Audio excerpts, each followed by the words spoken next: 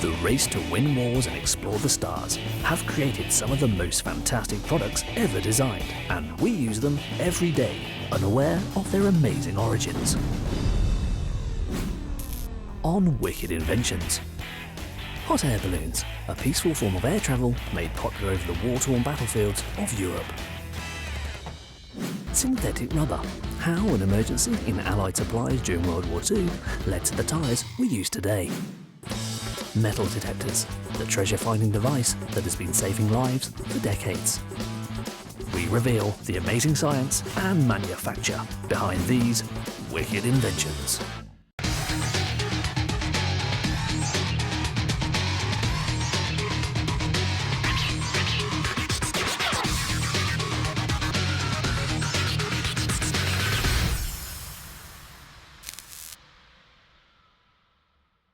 No family occasion or country wedding seems complete these days without the sky lantern. Love them or loathe them, they are a fun way to mark an occasion. But did you know the balloon's popularity can be traced through its wartime use? These paper balloons were used to signal orders to battle in Chinese troops in the 3rd century AD. The principle of the hot air balloon is very simple physics. A material envelope, the balloon, is filled with a lighter than air gas such as hydrogen or helium, or more commonly hot air, to create lift and therefore carry additional mass.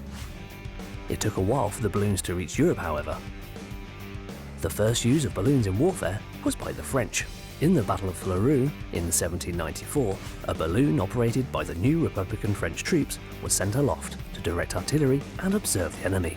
They began as a bit of an entertainment, a quirky thing, but very quickly the French saw the advantage of being able to see in the distance, and that was the beginning. They were also used to great effect in the First World War, although it was a little dangerous for the operator. Can you imagine being an observer in a wicker basket, hanging underneath a balloon at the Battle of the Marne, the Battle of the Somme? You must be ready to leap for your life. These guys were gutsy, but they were vital. In the Second World War, balloons were used to keep enemy aircraft in check. The Second World War, of course, you have them as the barrage balloons to prevent planes coming too low to do their damage above important sites. The introduction of the hot air balloon as a military piece of equipment really did open up a new dimension of warfare, because it took your observers, first of all, high up into the air. It is a massive step forward for the military machines of the world. The balloon, truly a wicked invention.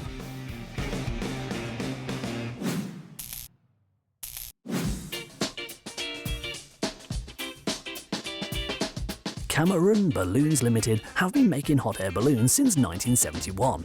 This was following the construction of the Bristol Bell, which was the first modern hot air balloon in Western Europe. Started very small in the basement of the house I was living in at the time, and gradually grew over the years.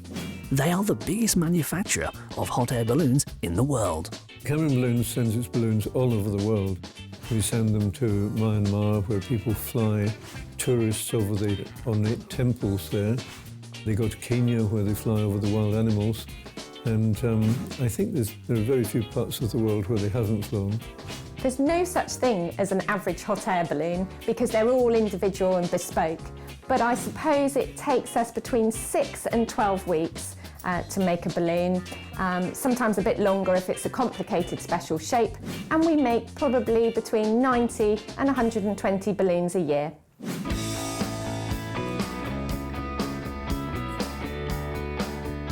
The hot air balloon making process starts with actually sitting down and discussing what the person actually wants. Once we've got that established, we can then put it into production. There's quite a lot of design and planning and artwork set up that happens, and then it can go into cutting, where all the fabric and the tapes and all the materials are got together for the fabric part of the balloon. The material that will form the balloon itself is cut into all of the different shapes that are required using a computer-controlled cutter. Different materials are used in different parts of the balloon. The main ones we use for hot air balloons are one called hyperlast, which is used at the top of the balloon. It's a very slippery, strong fabric, very heat resistant. And in the middle section of the balloon, we use a ripstop nylon, which is very light, very strong, and it's even lighter than your normal computer paper at home. And at the bottom of the balloon, we use a fabric that's very similar to racing car drivers' suits. It's very heat resistant because, of course, that's where the radiant heat from the burner is. The different pieces are sorted into sections for easy identification later on. Meanwhile, the burners that supply the hot air to the balloon are built from scratch in the factory.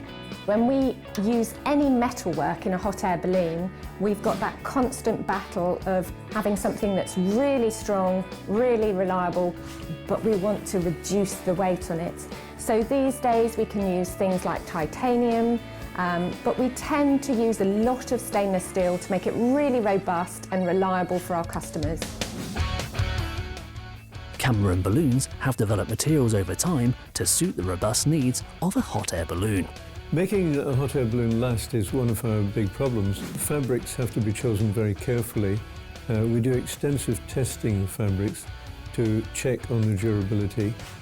Materials are constantly tested along the production process to ensure they meet with quality and safety standards, as well as ensuring the balloon is going to last a long time. We check the effect of ultraviolet light on the fabrics, we check the effect of heat, we do tensile tests, and we have different weights of fabric for different balloons. The material pieces are then sewn together, incorporating the load straps that form the structure of the balloon and bear the weight of the basket, burners and passengers. The overall construction of a hot air balloon is actually quite simple. There's a load ring at the very top of the balloon. From that point there carries some tapes which come down to a load ring at the burner. So the fabric just holds in the hot air. The load tapes carry the load, and the ring at the top and the ring at the bottom actually help suspend all of that. Despite the development of new alternatives, the passenger carrying baskets are still made from traditional materials. The basket is still woven from willow and cane. In some ways it's surprising that we still use these very old-fashioned methods, but nothing has come along that's better, because the woven basket gives a kind of springiness and resilience which cushions the effect of a bumpy landing. The baskets are fitted out with leather-covered padding and trim, depending on what the customer requires. We not only have to apply all the customer's requirements for different colour trim and cushions and so on, but this is the place where the passengers and the fuel tanks will be. It has to perform under duress, and in fact it has to do drop tests and various crush tests.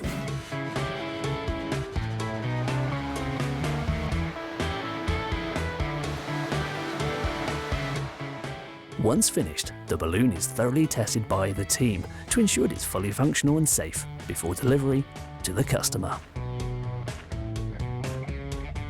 We continually inspect our work as we go along, and then we go to a final test and inspection stage.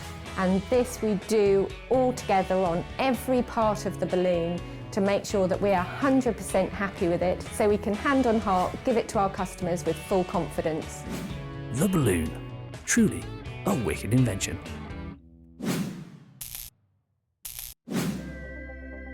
In our daily lives, we are surrounded by amazing innovations that make our life easier. But there is only one that has been hailed as humanity's greatest invention. And that's the wheel. The wheel's origins may have been lost in time, but the rubber that grips our cars to the road has a distinctly World War II past. Why? Well, it all starts with natural rubber. Rubber comes from the rubber tree, as it is called. It's a tree that originally found in South America, and what you do is you take the tree, you cut the bark, and sap slowly runs out of it. This sap is a milky mixture of water and latex. Latex contains rubber and latex molecules, and what's then done is it's processed with a bit of acid, and the rubber itself can come out. The peoples of South America used it for many things, including waterproof coats, shoes, and balls to play their ball games that they're quite famous for in ancient cultures. Natural rubber may be a useful material, but it does have its limits. It has only a certain temperature range over which it will work. In cold winters, it will freeze rock solid and become effectively like a rock and not very useful for its elastic properties. When it gets too warm, it will melt, which obviously doesn't work very well if you're trying to use it as a tyre in a hot country. In 1839, Charles Goodyear accidentally stumbled on a way to improve natural rubber's versatility, called vulcanization. By adding sulfur and lead to natural rubber and heating it, vulcanization took the natural rubber fibers and molecules and cross-linked them with one another, and meant that the materials would be more durable and wouldn't melt. A property of a compound when it melts is the molecules slide past each other. If it is cross-linked, then the compound hasn't had that ability and retains the stretchiness of rubber over a greater range of temperatures. This new, altered rubber had even greater uses, including tyres. Rubber is used in car tyres because most road surfaces are not uniform. They're not flat, you've got bumps, you've got potholes. Rubber is great because it's flexible, it can conform to whatever it's put on, and this conformity, as well as having pressurized tyres, allows rubber tyres to go over most surfaces. You go over a rock, it'll deform to go around the rock and still grip on the rock, but then as soon as you pass the rock, the tyre will return to its normal shape. So what's happening here is the rubber is in contact and you have a force of friction. The force of friction is directly proportional to the weight of the car or the vehicle on the road. So the world went crazy for rubber tyres. But what is the World War II connection? Well, the limited geographical spread of the world's rubber tree plantations meant that when the Japanese invaded Southeast Asia in 1941, the majority of the world's rubber production was under their rule. With the US entry into the war, their armed forces required vast amounts of rubber to take the fight to the Japanese. With their natural rubber stocks dwindling, synthetic rubber seemed like the only solution. Invented in 1879, this was the first time that synthetic or man-made rubber would be produced on an epic industrial scale. So during World War II, the Japanese started taking over the plantations in Southeast Asia, and that constrained the world's supply of rubber. The US was entering the war and it needed supplies of rubber in order to man the battleships, the destroyers, and everything in parts of the munitions in the war effort. The problem was they had 1 million tons worth of rubber and were going through it at a rate of about 600,000 tons per year, so a year and a half supply at most. They formed a rubber reserve committee so that all scraps of rubber could be taken in and recycled and remanufactured and reused. About 3 years later, towards the end of the war, they'd worked out enough factories to produce 70,000 tons per month instead of 231 tons per year. And this obviously greatly increased the ability for the US to help the Allies to fight the war. Synthetic rubber was going to keep the US war machine moving during the dark days of the early 1940s. But what was the chemical alchemy behind this war-winning technology? Synthetic rubber was originally developed by William Tilden in 1879. He worked out that he could take isoprene and polymerize it. Later on it was discovered that adding sodium to the mixture you could increase the polymerization and thus produce synthetic rubber quite quickly. From the success of its use in World War II, synthetic rubber never looked back. And today it is used far more than its natural rubber cousin. Indeed, 70% of all road tyres are made from synthetic rubber. So the next time you take a trip in your car or a ride on the bus, just think you are travelling on a material that was developed to win World War II.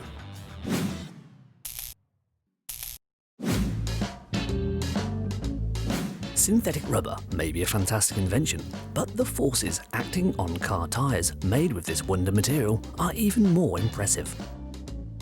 To begin, our intrepid tester takes 2 of his favourite shopping catalogues and begins to interweave their pages.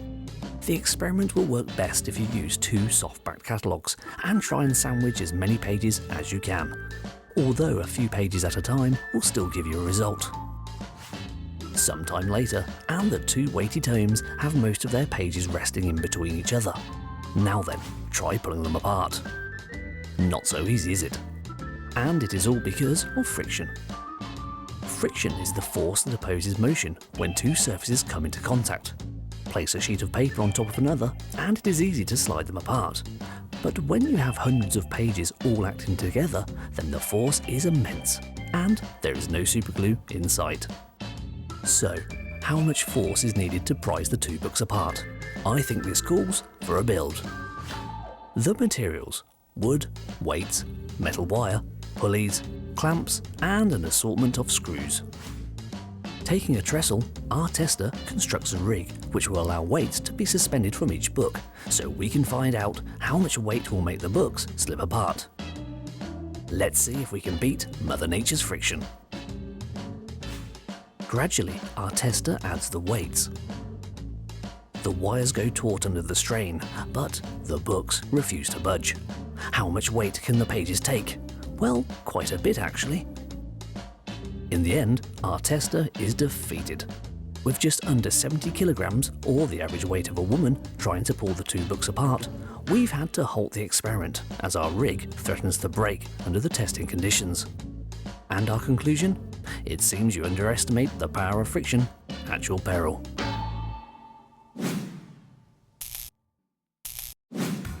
The lure of finding buried gold and precious metals draws thousands around the world to the popular hobby of detecting.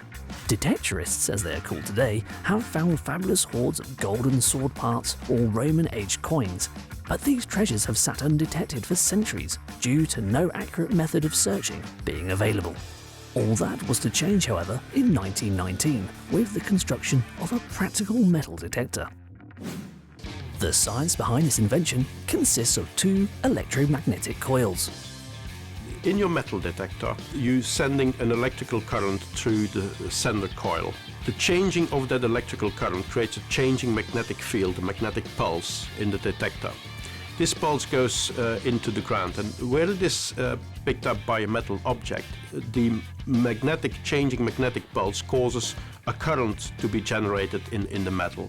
And that current then generates, in turn, a magnetic response that your metal detector is now picking up through the receiver coil. And that then, in turn, generates a changing current in a metal detector that is used to signal that you have found an object in the ground. With such accuracy to hand, it may surprise you to learn that the first use of these devices was not to hunt man-made treasures or precious ore, but to clear the battlefields of France after World War I. By World War II, a Polish inventor had successfully adjusted the design into a lighter, more user-friendly assembly. With the German army in the deserts of North Africa beaten soundly at El Alamein, the Allies were in full pursuit. Closing in on the enemy, the Allies were stopped in their tracks by minefields that stood in their path.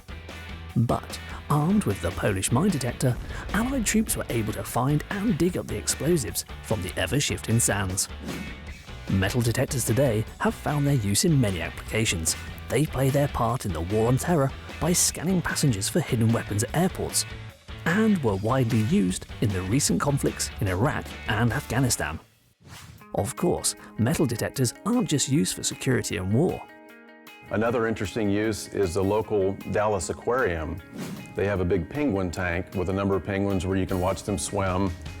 And as it would be, people invariably want to throw things into the water. The penguins will ingest these things. So the zoo there will actually take those penguins and line them up and scan their little bodies with the hand scanner to see if anything's in their bellies. And they found quite a few metallic objects the penguins have ingested that might have otherwise killed them if they were not removed quickly. As the technology behind these detectors improves, it's increasingly likely the Earth will give up more of its metal treasures, buried for millennia. Today, one of the leading producers of metal detectors can be found in Texas, Garrett Metal Detectors. Charles Garrett, a keen treasure hunter, began building his prototype metal detector over 50 years ago.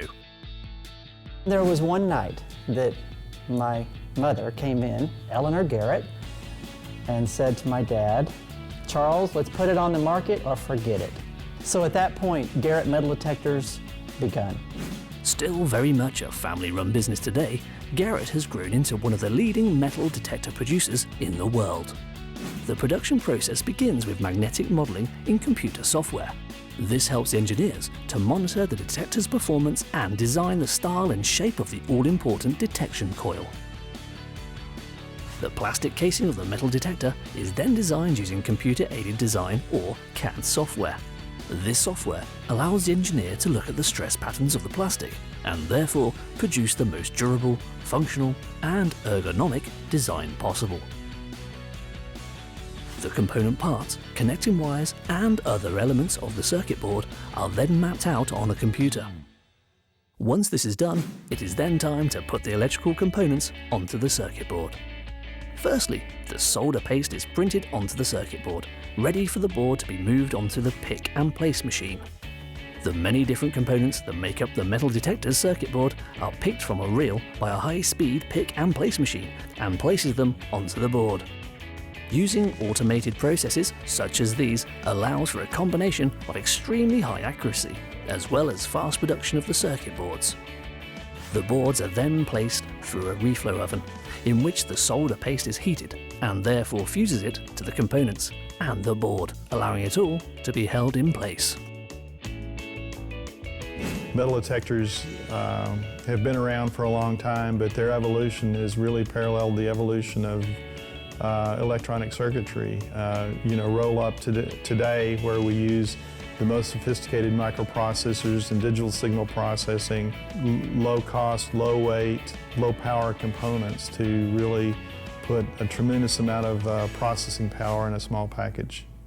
A key element of any metal detector is of course the search coil. The coil is made by winding copper wire on a plastic bobbin.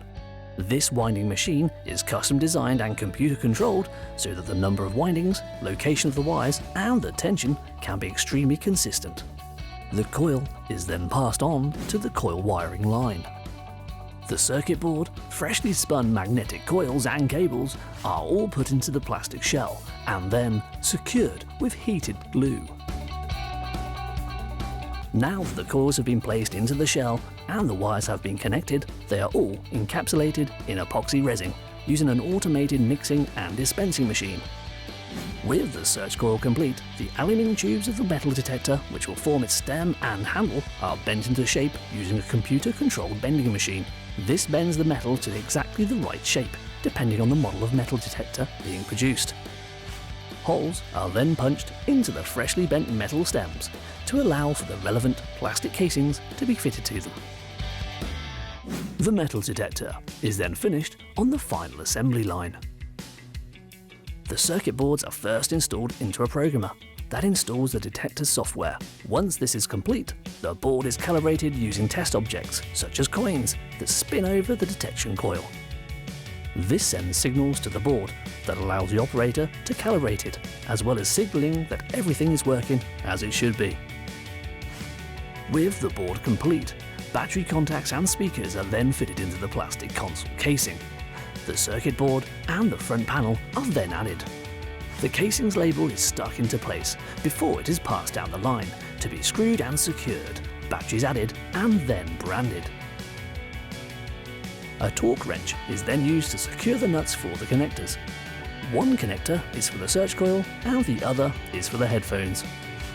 The freshly powder-coated stems are then attached to the console, as well as the cuff assembly. The detector is then linked up to its search coil, and different metals are again passed over it in order to verify the detector is detecting with the right sensitivity. Final assembly complete and all tests passed, the metal detector is then boxed up and shipped off, ready to discover wicked new treasures.